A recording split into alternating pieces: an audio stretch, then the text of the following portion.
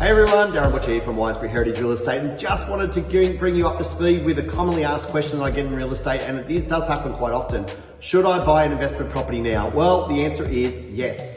But before I start, let me give you some clarification on that. Nobody knows whether the market will go up or down. There's plenty of people predicting it'll go down, but there was plenty of people predicting it'll go down before COVID started. So let me tell you, there's plenty of people that are actually saying, yes, I'll speculate here, I'll speculate there. Let's look at the facts that are on the table and let's use common sense. Now, an investment property at the moment in our area will be $750 roughly. Now, if that property, say, is $750 and the interest rates at the moment, 2.5%, can be 2, can be 3, but we'll use the middle, 2.5%.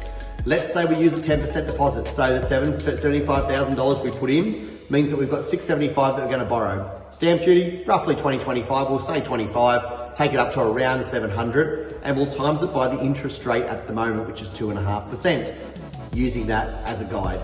That'll give us $17,500 that we're paying in interest. Now, use the same thing for the doomsdayers or naysayers that say the market is going to fall, the sky's going to fall, there's 20% off. They're possibly right, they're possibly wrong. So let's use that as a guide. Let's say the 750 property is now $600,000.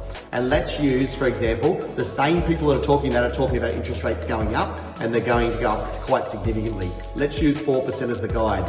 Now, after you take the 10% off, that's $540, and after you add the stamp duty on, say 20 grand, that's $560. And then let's times that $560 by 4%, being that's $22,400 that you would be paying in interest. $17,500, $22,400. Now, I know a few people are saying, yes, but my property would have been $160 cheaper, and maybe I could have got a cheaper loan. Well, maybe, but there's a lot of maybes there. Think of the long game when you're thinking real estate. Think about 20 years, 30 years time. Don't think about the present. Because if you're buying property for the present, you're going to see it always looking at deer. No matter whether it's deer for now, or deer for a year's time, or deer for 2 years' time.